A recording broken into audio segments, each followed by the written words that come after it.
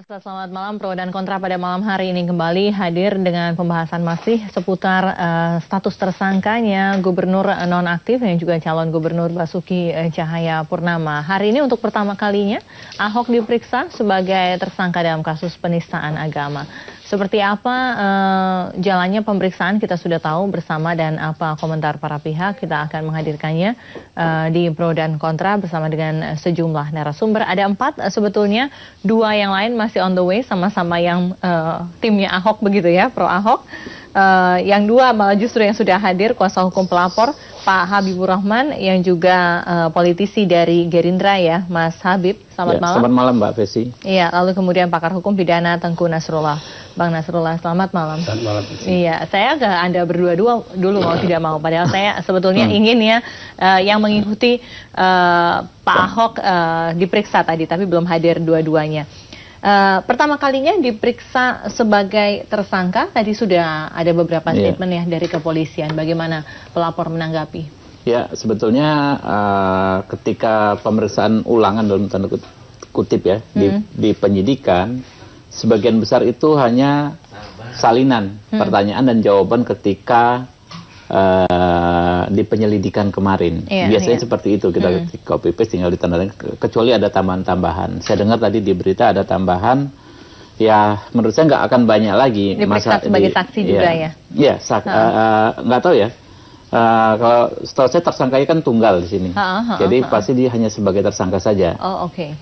Jadi nggak akan banyak perubahan fakta-fakta yang sudah diperiksa kemarin di penyidikan ini. Penyidikan ini saya pikir juga nggak akan terlalu lama, karena semua bukti-bukti yang sudah ada tinggal dipindahkan ke tahapan penyidikan. Iya, Anda kuasa hukum pelapor. Besok salah satu pelapor, Habib Rizik, juga diperiksa. Anda termasuk kuasa hukum dari Habib Rizik atau pelapor yang lain? Pelapor itu sebetulnya tidak termasuk Habib Rizik. Ya, pelapornya yang nomor 1, pelapornya adalah klien kita Pak Habib Novel Babukmin. Lalu ada lagi juga dari FPI, FPI, Sekjen FPI di Jakarta. Ada juga pelapor nomor 3 Habib Muhsin ya, Assegaf. Nah, beliau dari FPI juga. Dari keseluruhan ada 12 pelapor. 12 pelapor, 2 dari FPI. Ya, kalau Habib Rizik itu kapasitasnya sebagai ahli. Sebagai ahli. Oke, besok diperiksa sebagai untuk dimintai keterangannya. Seperti itu. Sudah ada persiapan? Setahu saya sudah ya. Jadi yang paling banyak memang ketika penyelidikan kemarin, beliau saya dampingi juga sampai membawa sekitar 3 box buku ya. Sudah 3 box buku apa? Ya, buku tafsir ya. Saya nggak tahu tulisannya bahasa Arab ya. Tapi yang jelas untuk memperkuat keterangan beliau sebagai ahli. Ya, kemungkinan besar nanti juga kalau keterangan Habib Rizik sebagai ahli tinggal dipindahkan saja dari yang penyelidikan ke penyidikan, kecuali ada tambahan-tambahan dari beliau. Oke, saya ke Bang Nasrullah. Bang Nasrullah, saya ingin minta pendapat Anda. Pertama kalinya diperiksa sebagai tersangka, materinya berarti sama ya dengan hasil penyelidikan? Tidak harus sama. Jadi gini, ada materi pemeriksaan di tahap penyelidikan. Nah, bisa sama persis di Kopas, bisa saja berbeda nanti, tetapi alurnya sama. Cuma pola pertanyaannya berbeda. Misalnya begini, waktu penyelidikan itu lebih bersifat umum, tidak terlalu tajam. Nah, ini pemeriksaan kepada tersangka biasanya. Begitu di tahap penyidikan, dia tajam. Karena apa? Begitu sudah dinaikkan kasus ada unsur pidana, maka di situ sudah dimasukkan pasal. Ketika ada sprindik, langsung merujuk pasal berapa. Nah, pertanyaan-pertanyaan di tahap penyidikan itu lebih tajam merujuk kepada pemenuhan unsur pasal. Walaupun pertanyaan yang sama itu sudah pernah diajukan, tetapi dipertajam. Nah, tapi ada juga yang model copy paste. Jika di tahap penyelidikan sudah tajam pertanyaannya, dia dikopas, pindah, tinggal ditambah judulnya, berubah. Yang tadinya berita acara permintaan keterangan berubah menjadi berita acara pemeriksaan tersangka. Nah, kemudian waktu di tahap penyelidikan tidak ada irah-irah pro justisia. Waktu tahap penyidikan sudah ada irah-irah pro justisia. Nah, nanti tinggal di halaman terakhir di kalau model copy paste ya, di halaman terakhir itu kalau orang diperiksa sebagai tersangka, nanti ada pertanyaan tambahan, apakah saudara akan mengajukan saksi-saksi atau ahli yang meringankan. Nah, kalau di tahap penyelidikan tidak ada pertanyaan itu, tapi kalau di penyidikan muncul pertanyaan itu kepada si tersangka. Karena begitu masuk kepada tahap penyidikan, maka timbullah beberapa hak bagi dia karena dia sudah masuk ke proses hukum, hak untuk didampingi oleh penasihat hukum, hak segala hak yang dia ada itu muncul di tahap itu. Oke, baiklah. Kita break dulu saja sambil menantikan narasumber yang lain, dan nanti kita juga akan bahas, mau nggak mau kalau sampai akhirnya tidak datang, saya akan jadi devil advocate ya. Anda punya pendapat yang sama, saya harus sedikit mengcounter begitu problem. Untuk bertanya mengenai apa juga isu yang berkembang di masyarakat terkait dengan yang kontra ya dengan Anda berdua. Kita akan kembali sesaat lagi. Ya, kita kembali di pro dan kontra, Mas Habib dan Bang Nasrullah. Ini beberapa orang yang masih mempersoalkan mengapa Ahok tidak ditahan. Saya ingin pendapat objektif Anda, haruskah ditahan? Jadi gini, syarat penahanan itu kan jika dikhawatirkan terjadinya penghilangan alat bukti, kemudian melarikan diri, mengulangi tindak pidana. Nah, terkait yang ketiga ini, kita justru pada satu hari setelah penetapan tersangka kita menemukan wawancara di ABC News. ABC News kurang lebih bahkan di situ ada video Pak Ahok langsung yang mengatakan bahwa demonstran tersebut, ya, most of them dibilang gitu, if you read the news, they get 500,000 rupiah. Lalu ada di bagian bawah adalah it is corruptor fight back against me. Nah, artinya kita memahami ya kalau begitu Pak Ahok menuduh demonstran tersebut sebagian besar menerima 500.000. Itu kemudian menjadi alasan Anda untuk kemudian kita berusaha satu hal langsung kami melaporkan lagi ke Bareskrim dan kita mengajukan itu sebagai dalil agar Pak Ahok bisa ditahan. Kemudian kami juga melakukan browsing, ya, mencari kasus penistaan agama di mana tersangkanya tidak ditahan, tidak kami temukan, gitu loh. Semua kami baik yang kasus-kasus lama ya kan maupun yang baru kontemporer seperti kasus Sandal Fatsa Allah, kemudian kasus ateis Minang yang di PN Muaro, itu semua langsung ditahan. Itu kemudian menjadi alasan pelapor untuk kenapa tidak ditahan. Tapi kalau dari sisi hukum positifnya harusnya ditahan kalau kemudian dianggap tidak memenuhi unsur harus ditahan, begitu Pak Nasrullah. Ya, saya jelaskan dulu dari sisi ilmu hukum pidana. Dalam proses penegakan hukum pidana banyak sekali pelanggaran-pelanggaran hak asasi manusia. Salah satunya adalah penahanan, penangkapan, rumah kita digeledah, harta kita disita. Itu adalah pelanggaran-pelanggaran terhadap hak asasi manusia. Maka dalam kategori hukum acara pidana disebutkan itu upaya paksa. Nah, proses peradilan yang baik adalah proses peradilan yang paling sedikit menggunakan upaya paksa. Oleh karena itu sebaiknya upaya paksa itu tidak diumbar, harus digunakan secara terbatas. Nah, dalam berbagai kesempatan saya mengatakan dalam proses peradilan yang baik semaksimum mungkin dihindari penggunaan upaya paksa termasuk penahanan. Jika bisa tidak ditahan, kenapa mesti ditahan? Itu prinsipnya. Nah, karena kalau sudah ditahan, seandainya suatu saat bebas, bagaimana? Nah, jadi kita bicara ini secara khusus umum. Nah, memang benar yang dikatakan Pak Habibur Rahman tadi bahwa kalau merujuk kepada kasus-kasus yang terkait dengan penistaan agama selama ini, hampir tidak ada yang tidak ditahan, semua ditahan. Kenapa? Karena dia merujuk kepada di bawah bab perlindungan ketertiban umum. Dalam kaitan itulah dijaga agar ketertiban umum tidak terganggu. Nah, saya sekali lagi mengatakan, saya termasuk orang yang paling senang kalau ada proses peradilan, tersangka, terdakwa tidak ditahan. Namun, penahanan pun bisa dilakukan. Tapi harus ada kepentingannya apa untuk menahan. Undang-undang bukannya upaya cekal juga sudah dilakukan. Beda penahanan dengan upaya cekal. Iya. Undang-undang menyatakan hanya 3. Diri dan lain Kebetulan sebagainya. saya termasuk anggota tim perumus RUU KUHP dari pihak aparat penegak hukum meminta ditambahkan 1 lagi. Alasan penahanan itu mempersulit pemeriksaan. Kita keberatan itu. Tidak boleh terlalu banyak alasan untuk menahan. Cukup 3. Ya, bahwa ada kekhawatiran dia melarikan diri, merusak bukti, mengulangi tindak pidana. Oleh karena itu, kalau ada orang-orang yang tidak ditahan dalam proses peradilan, dia harus benar-benar menghindari dirinya dari 3 alasan sebagai penyebab melakukan. Dan 1 hari jangan ada indikasi dia melarikan diri. Kemudian ada wawancara dengan media asing dan mengatakan Ahok mengatakan demikian. Menurut Anda itu mengulangi tindak pidana tidak? Gini, tindak pidana yang disebutkan, mengulangi tindak pidana yang disebutkan di situ bervariasi jenis tindak pidana. Apalagi masih dalam satu nafas. Oleh karena itu saya tidak ingin memberi warna, tapi saya hanya ingin memberikan pendapat hukum saya bahwa setiap orang yang dalam proses peradilan yang sudah oleh aparat penegak hukum diambil jalan yang terbaik, tidak dilakukan penahanan, dia harus menghindari dirinya dari 3 hal itu. Salah satu alasan saja terpenuhi, wajib ditahan dia. Gitu baiklah. Prinsipnya. Selamat datang Pak Ruhut Sitompul, Pak Effendi Hoiri, Ketua DPP Partai Nasdem, dan Jubir Ahok Jarot. Selamat datang. Terima kasih sudah hadir walaupun agak terlambat begitu. Saya ke Bang Ruhut dulu ya. Bang Ruhut mendampingi Ahok tadi diperiksa untuk pertama kalinya sebagai tersangka. Bagaimana nuansanya?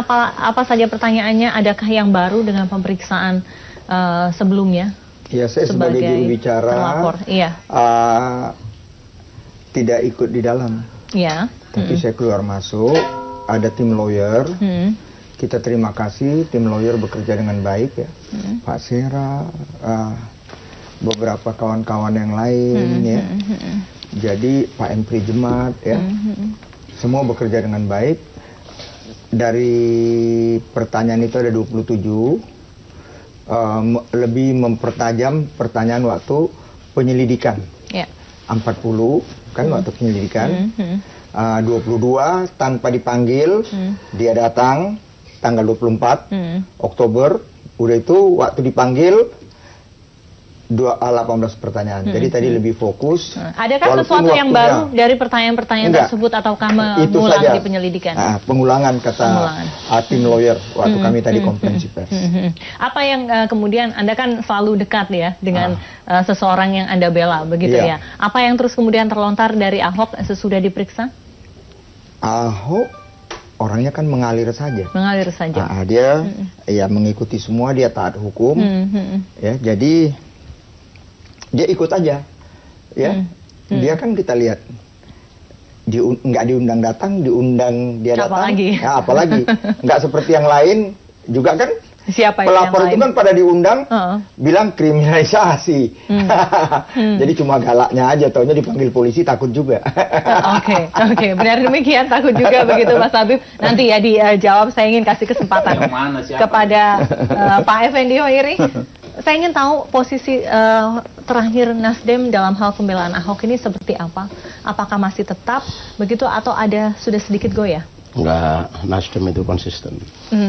Jadi pertama secara hukum kita juga tidak memungkinkan untuk balik badan. Atau balik kanan, balik kiri. Secara moral juga pelajaran politik yang buruk. Ketika kita sudah punya ijtihad dengan segala rasionalisasinya untuk mendukung seseorang, kemudian kita berubah, itu politik yang kurang bagus. Nah, oleh karena itu tidak ada pergeseran, tidak ada perubahan. Jadi kita tetap mendukung Ahok Jarot apapun resikonya. Apapun itu resikonya. Bagian dari. Sebagai partai pendukung, saya ingin tahu pasti Nasdem mewarnai lah strategi-strategi dari para partai pendukung ini terkait persoalan yang menimpa Ahok sejauh ini. Apa strategi dari Nasdem? Ya, pertama tentu saja strategi nggak dibuka. Saya akui pertanyaan saya salah begitu ya. Tapi paling tidak strategi yang bisa di-share kepada publik. Tapi kita tetap optimis karena Ahok punya modal yang cukup untuk memenangkan pertarungan ini. Kalaulah ada kontroversi-kontroversi itu ya bagian dari kelemahan, tapi mungkin juga sekaligus kekurangan. Kelebihan. Kelebihan. Begitu. Kelebihannya jadi ada kelebihan, ada kekurangan. Ketika dia misalnya mengintrodusir atau menyatakan tentang sesuatu oleh orang lain, dia ada celah untuk mendistorsi, untuk menghantam, untuk apa itu ada celah.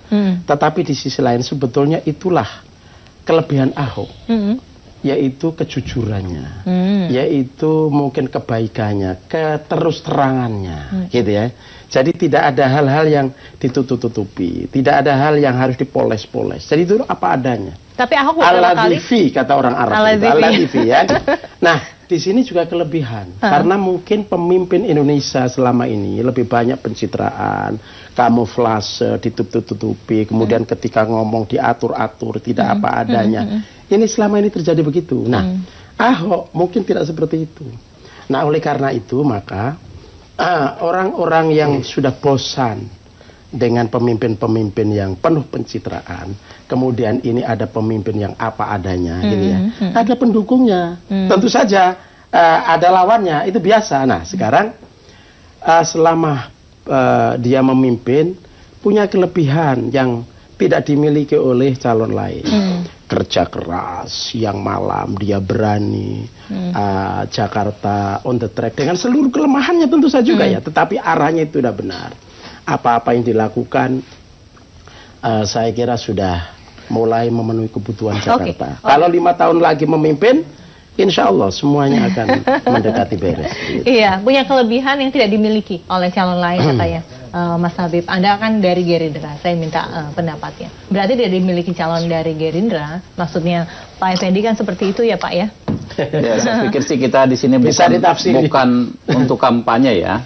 Tapi konteksnya apakah topik tidak masalah Pak? Ya kita yang saya tidak kampanye menjawab pertanyaannya, yang diperbincangkan oleh orang saat ini bukan persoalan apakah Ahok berhasil atau tidak, tapi memang soal kontroversi yang kata Pak Effendi tadi dibuat, dan faktanya banyak sekali orang yang marah, gitu kan. Kita sendiri aja kaget. Teman-teman penyelenggara aksi juga kaget dengan massa yang hadir begitu banyak. Gitu. Jadi itu adalah kita nggak perlu banyak kasih ilustrasi lagi. Itulah gambaran yang real. Apa yang dilakukan oleh Pak Ahok dan akibatnya terjadilah kegaduhan sampai Pak Presiden keliling ke berbagai kesatuan, ketemu bos saya ini Pak Prabowo sampai 2 kali gitu kan. Jadi itu sebetulnya yang terjadi. Kalau soal plus and minus dan lain sebagainya tentu masing-masing punya versi. Misal soal KJP, mungkin timnya Pak Ahok akan bilang angka sekian-sekian, tapi orang tentu akan ingat bagaimana Pak Ahok memaki Ibu Yusri gara-gara dia nggak tahu cara memakai KJP. Lalu misalnya soal penggusuran pembangunan rumah susun dan lain sebagainya. Sebagian orang juga akan ingat, gitu kan? Akan ingat bagaimana penggusuran mereka anggap dilakukan tidak sesuai dengan hukum dan justru menimbulkan penderitaan. Itu kan plus and minus, masing-masing punya versi. Pak Effendi punya versi seperti itu. Anda juga punya versi ya. Oke, baiklah, kita lanjutkan di segmen berikutnya, tetaplah bersama kami. Ya, kita kembali di pro dan kontra. Saya ke Bang Ruhut dulu. Bang Ruhut, tadi ada suara dari Gerindra ya, bukan hanya kuasa hukum pelapor yang mengatakan bahwa ada perlunya juga Ahok ditahan karena berkaitan dengan 1 hari pasca ditetapkan sebagai tersangka adalah ucapan-ucapan yang dianggap itu bisa dikatakan mengganggu ketertiban umum seperti itu. Karena itu kita berempat mestinya jadi polisi. Itu kan tugas polisi, hormati profesionalisme polisi. Dia yang berwenang. Kalau orang semua apalagi yang berseberangan sama Ahok maunya jadi ditahan. Tapi tersangka saja ya, rumah kami ya Lembang itu yang biasa 1 hari datang 100 sekarang ribuan. Kalau dia ditahan aku takut nanti datangnya 1 hari ratusan ribu. Jadi makin satu putaran nggak tahu lagi menangnya, mungkin 70%. Manusia Bang. Manusia. Manusia yang datang. Itu fakta. Jadi ya, tapi ya karena dia kan saya minta mohon ya, kita lihat case per case lah. Kalau Ahok ini kan kita tahu ada Bu Yani, sebenarnya kan dia tidak ada Buniani kan. Enggak. Maksudnya apa? Ya, sekarang kan gini, ramenya kapan? Setelah Buniani kan, 10 hari kemudian. Setelah gini. Tapi Bang, saya jawab dulu deh, Bang. Saya nggak, maaf Bang, biasa saya nggak mau berbeda dengan Bang Ruhut karena kita satu aliran.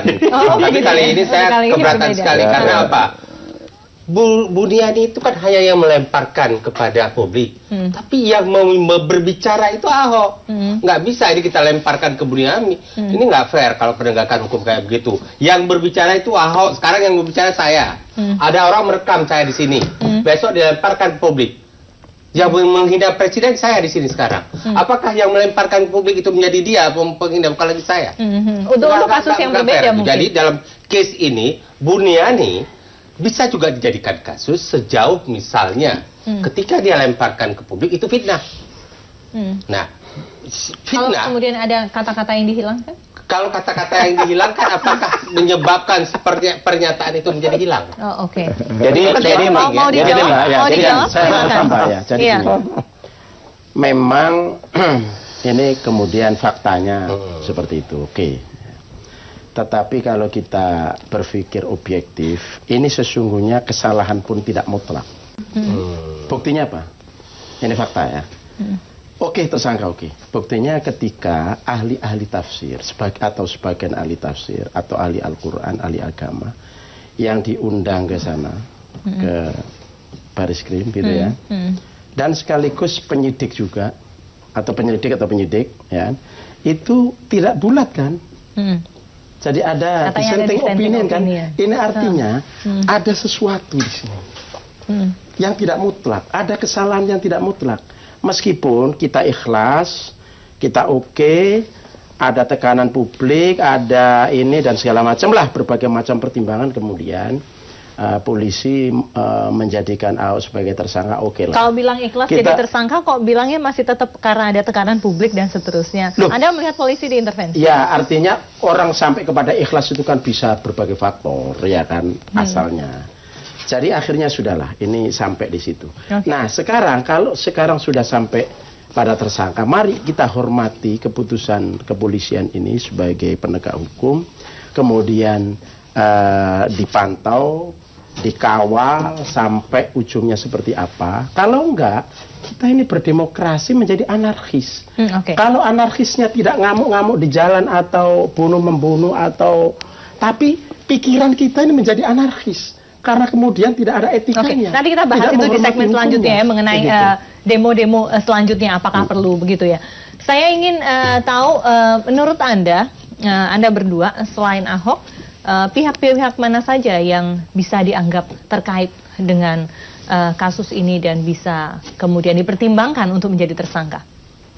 Bang Ruhut dulu. Kalau saya memang ada beberapa, termasuk Bu Yani, termasuk dia, ya. Dan dia juga sudah mengakui kok, ya, karena dia nggak pakai handset, jadi ada kalimat-kalimat nggak apa. Itu yang saya bilang, 10 hari nggak ada masalah kok. Tapi betul apa yang dikatakan Pak Kiai, ya, terlepas ada salah atau tidak untuk meredam dia sebagai manusia, dengan kerendahan hati udah berapa kali dia minta maaf. Dia minta maaf kok, ya. Jadi itu kan jelas, ya. Tapi kami sama, kita hormati profesionalisme polisi. Dia udah dijadikan tersangka, tapi hormati presumption of innocence, kan bukan berarti dia bersalah, ya. Kita tunggu nanti. Proses masih berjalan seperti itu ya. Masih berjalan. Apalagi jujur saja, orang boleh debat dengan saya, dia dilindungi dengan undang-undang pilkada. Dia sudah ditetapkan, sudah ngambil nomor urut, jadi dia akan ikut pilkada 15 Februari. Oke, baik. Itu. Mas Habib, ada yang ingin disangkal? Ya, jadi soal Buniani ini menurut saya kelar ketika saya kebetulan hadir di gelar perkara. Di gelar perkara itu dibahas soal bukti. Bukti ada yang versi pendek, ada yang versi panjang, ada sekitar 4 versi, termasuk apa yang diupload oleh Buniani. Nah, kemudian disampaikan oleh ahli, saya nggak sebut namanya, bahwa keempat bukti tersebut tidak ada yang dimanipulasi dalam konteks konten. Yang ada cuma diturunkan pikselnya dan lain sebagainya. Kalau yang pendek, juga di dalam durasi yang pendek itu di dalamnya tidak ada sisipan maupun potongan. Jadi berarti tidak ada hilang kata-kata pakai.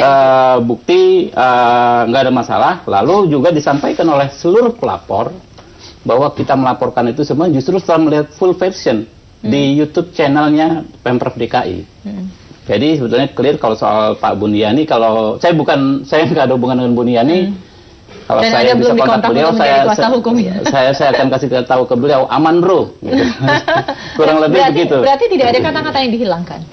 Ya jadi gini, ini kan kenapa jadi ramai, Mbak? Kenapa jadi ramai? Sebetulnya kan karena bentuknya adalah rekaman video, di mana orang akan lebih gampang melihat dan menangkap pesan. Kalau video daripada tulisan kan lebih enak karena dia hidup ya, gambar yang hidup.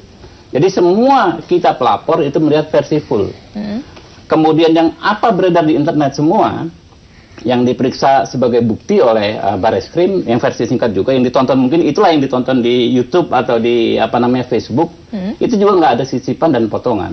Jadi terlepas penulisan transkrip yang kurang satu kata itu menurut saya nggak berpengaruh gitu. Oke, tidak berpengaruh. Saya ingin tambahkan sedikit ya. Pertama ingin saya katakan ini agar masyarakat memahami bahwa dalam sebuah gelar perkara, tidak 1, 2, ratusan gelar perkara ketika mau dinaikkan dari lidik ke dik, atau mau diputuskan seseorang sudah didik, mau ditahan apa tidak, itu terjadi perbedaan pendapat di antara peserta yang dan hadir. Itu wajar. Normal sekali tiap hari. Apa yang disebut dissenting opinion? Tidak ada istilah dissenting opinion. Karena kalau dissenting opinion itu beda maknanya dengan diskusi dengan itu. Dissenting opinion, dia membuat sebuah putusan. Pernyataan tertulis bahwa saya harus dicatat, masukkan apapun yang Anda putuskan di luar tanggung jawab saya, tapi saya sudah membuat pernyataan seperti ini. Apapun namanya dissenting opinion atau perbedaan pendapat untuk kasus Ahok ini dalam ranah penyelidikan maupun penyidikan itu wajar adanya. Keterangan ini, Mbak. Bagi orang yang tidak pernah terlibat di dalam gelar perkara, mendengar ada perbedaan pendapat mungkin sesuatu yang hal berbeda, tapi bagi kami, Bang Luhut, saya, semua yang pernah terlibat dalam gelar perkara itu peningkatan status sering terjadi perbedaan. Jadi jangan dijadikan isu itu, gampang ditangkal nanti. Ini bukan soal gelar perkaranya, tapi para ahli ini akan dimintai pendapat dengan keahliannya. Ini menista apa tidak? Ini penistaan agama apa tidak? Menurut tafsir ini gimana? Ayat ini sebetulnya gimana? Nah, oleh para ahli, ini kan juga penjelasan dari polisi sendiri kan? Ya kita bayangkan tentu saja karena polisi menjelaskan bahwa ini tidak bulat, ada dissenting opinion, ahli agak berbeda, begitu kan? Nah, yang kita bayangkan adalah pasti ahli tafsir tidak bulat untuk menyatakan bahwa ini penistaan, gitu. Karena di dalam konteks Al-Maidah 51 itu ada beberapa ahli yang memang berbeda dan secara publik kan juga sudah kelihatan. Ada misalnya Gusmus menyatakan tidak penistaan, misalnya Profesor Nazaruddin Umar tidak penistaan, itu ahli-ahli. Tapi apapun kita sudah masuk dalam sebagai tersangka. Oleh karena itu saya tadi menyatakan bahwa dia sekarang tersangka, tapi sebetulnya secara substansi tidak mutlak dia salah. Jadi gini, seandainya ucapan Pak Ahok misalnya begini ya. Para peserta yang hadir rapat di sini tentang Al-Maidah 51 itu di kalangan umat Islam ada setidaknya dua tafsir. Yang satu menyatakan begini, yang satu menyatakan begini.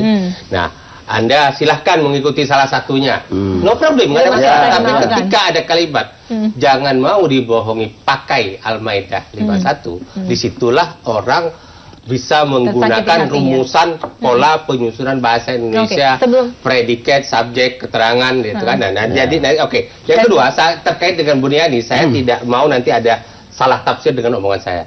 Saya tidak menyatakan bahwa perbuatan Buniani memotong, menghilangkan kata pakai itu bukan merupakan pidana, karena itu sudah dilaporkan kepada kepolisian biar polisi ya memperjelas perkara itu. Yang saya katakan adalah, maaf Bang Ruhut, sekali lagi saya membantah omongan Bang Ruhut ketika Bang Ruhut tadi mengatakan ini kan penyebabnya Buniani case ini naik. Tidak, penyebabnya tetap Pak Ahok. Ada Pak Ahok tidak bunyi, tidak ada rekaman itu. Apalagi sekarang ini semua orang kita duduk berlima, ada yang satu rekam.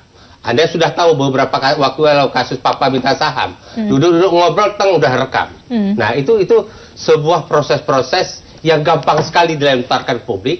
Kalau kita pejabat publik, hati-hati dalam mengucapkan ucapan itu. Oke, baiklah. Dan Ahok juga sudah sempat meminta maaf terkait dengan hal itu. Nanti Pak Effendi, kita harus break dulu, kita akan kembali saat lagi.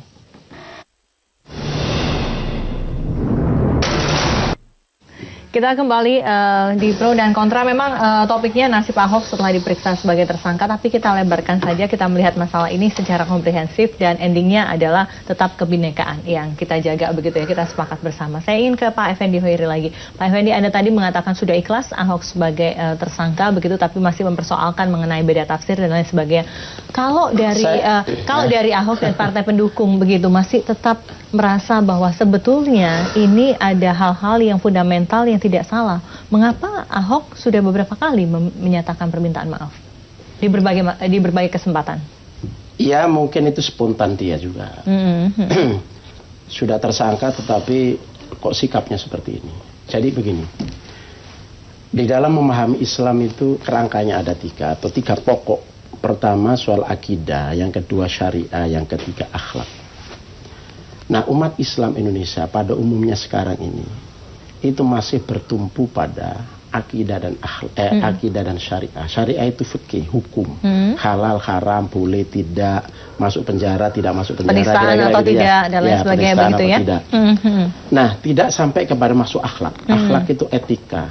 Salah satu etika yang penting adalah Ahok minta maaf, itu etika. Kemudian orang lain memaafkan, itu etika, itu akhlak. Kalau tidak memaafkan, itu berarti tidak masuk pada wilayah akhlak. Okay. Nah, Ahok sudah menyatakan, oke lah, saya dianggap salah, meskipun niat saya tidak seperti itu, gitu kan?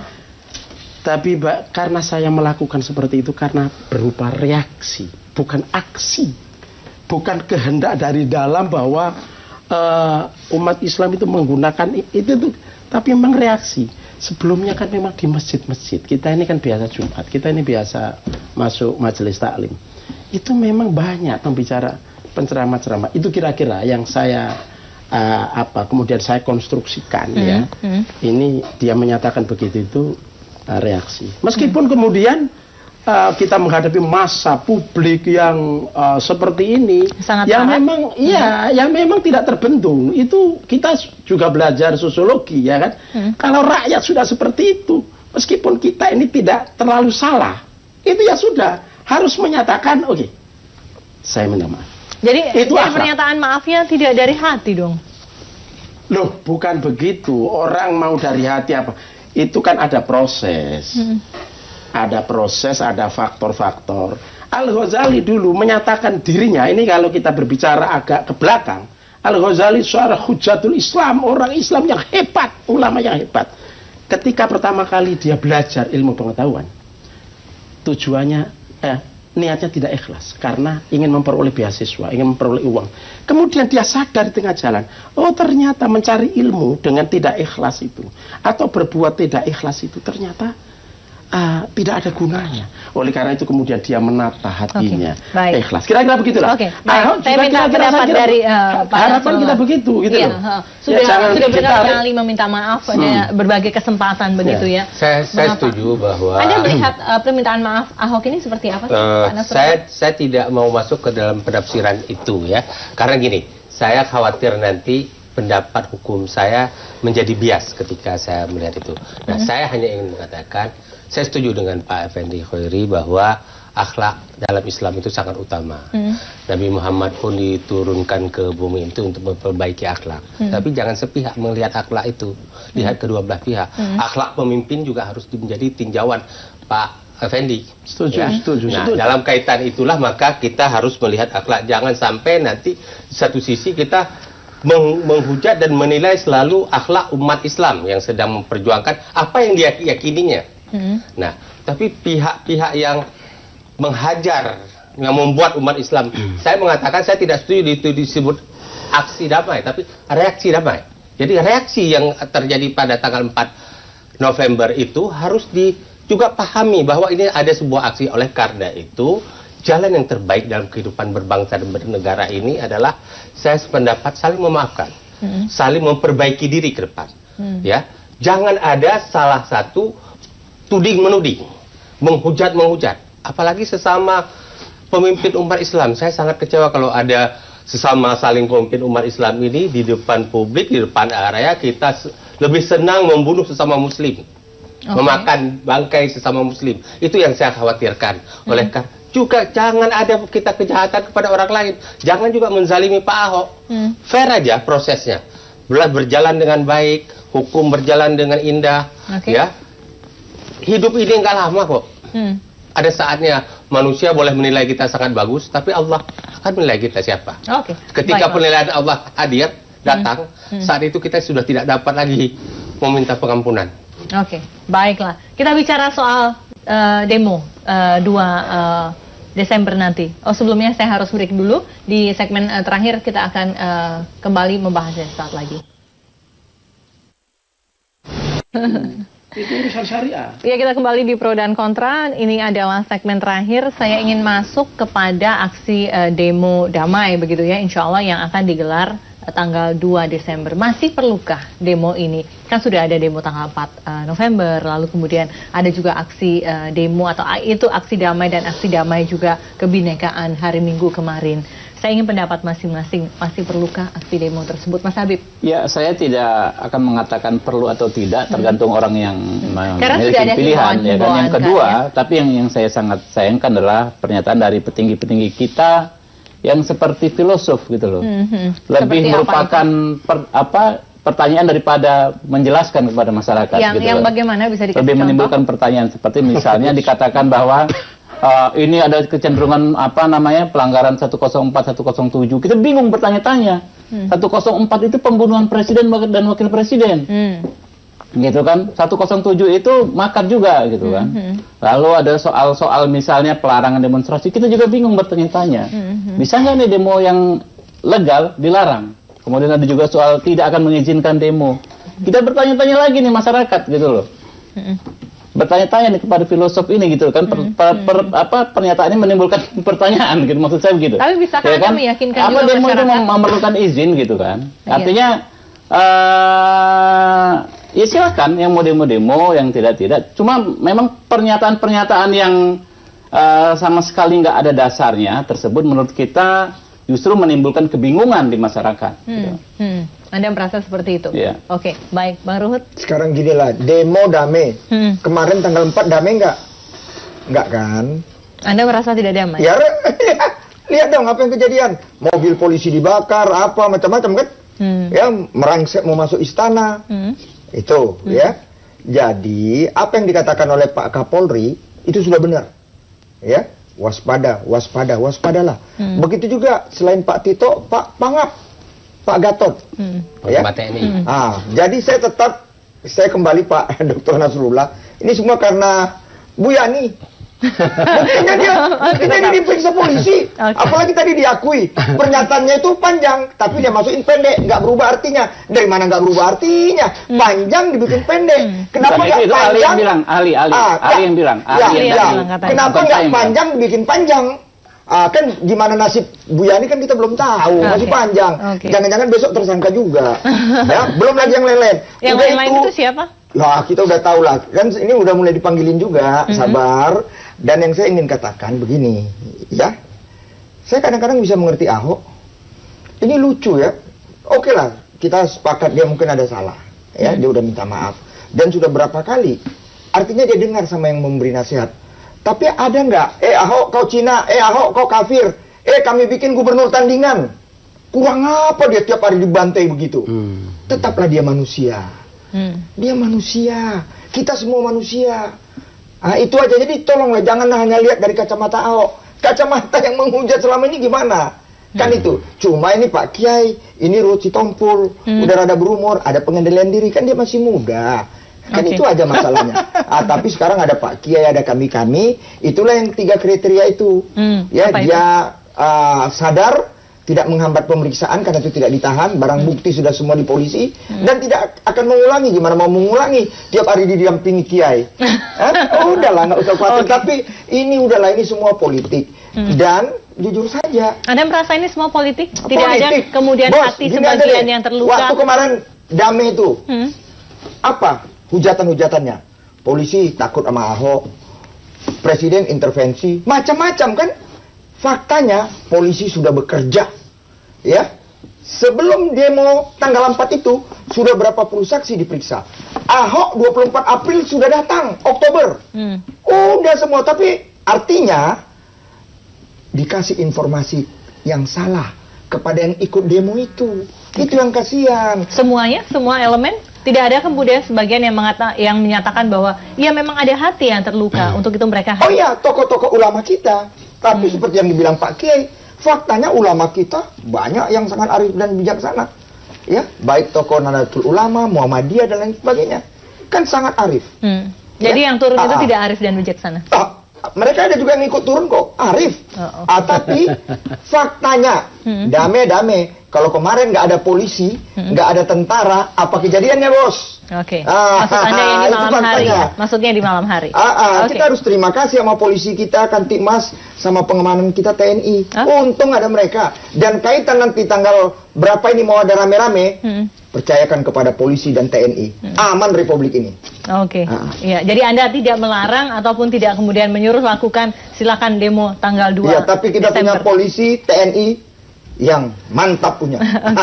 Baiklah, Bang Nasrullah. Jadi saya tidak ingin di luar garis saya, karena begini, kalau perlu tidak demo itu sudah sosiologis nanti, analisis sosiologis ya. Saya lakukan analisis hukum saja. Undang-Undang Dasar 45, beliau ikut aktif dalam amandemen Undang-Undang Dasar 45, Bang Ruhut Komisi 3, tahu juga tentang Undang-Undang hak-hak warga masyarakat untuk menyampaikan pendapat demonstrasi.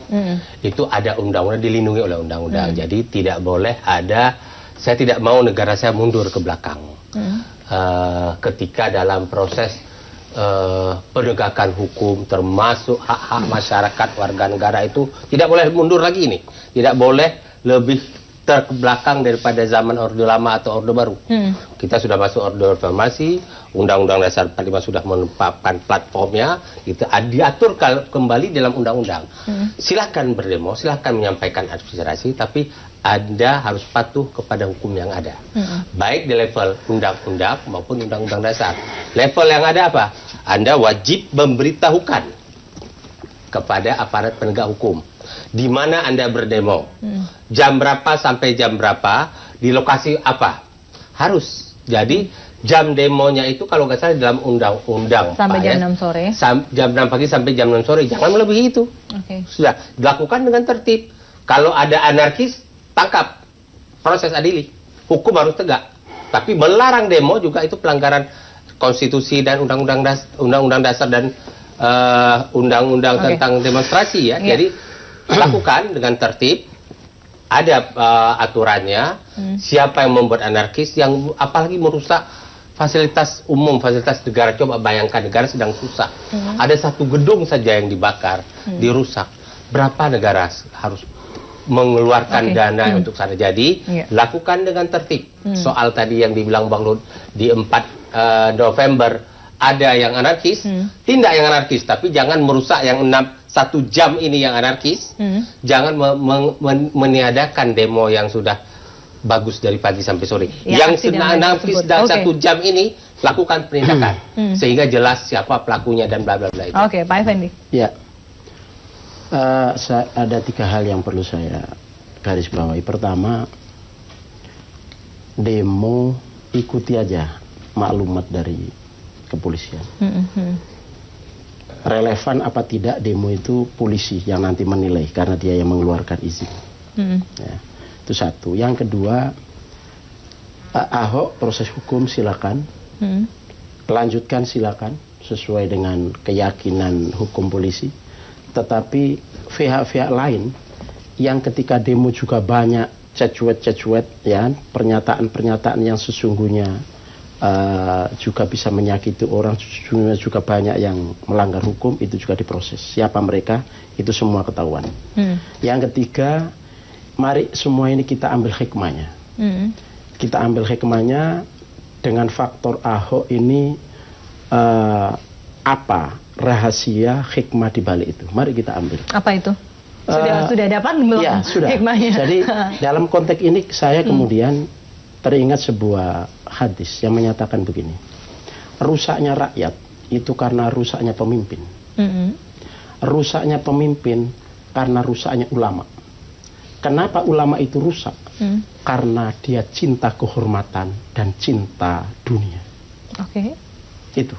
Nah, ini menjadi renungan. Bagaimana terjemahannya, bagaimana elaborasinya, kemudian ini kita jadikan memotret bangsa kita, rakyat kita, pemimpin kita, ulama kita. Sekarang itu seperti apa? Itu mari menjadi renungan. Itu dari potretan Anda, seperti itu. Baik, terima kasih sudah hadir semuanya. Pendeknya hati boleh panas, kepala tetap dingin. Jangan ada sampai ucapan lebaran kuda lah, inilah, jangan. Itu aja. Balik ke dalam singkat saja saya sampaikan bahwa kita tidak boleh menyampaikan suatu pemikiran karena perbedaan agama kita. Saya dengan Bang Ruhut ini beda agama, tapi kami rukun selalu. Bang Ruhut pernah hidup sebagai seorang Kristiani di daerah Aceh, di kota Banda Aceh.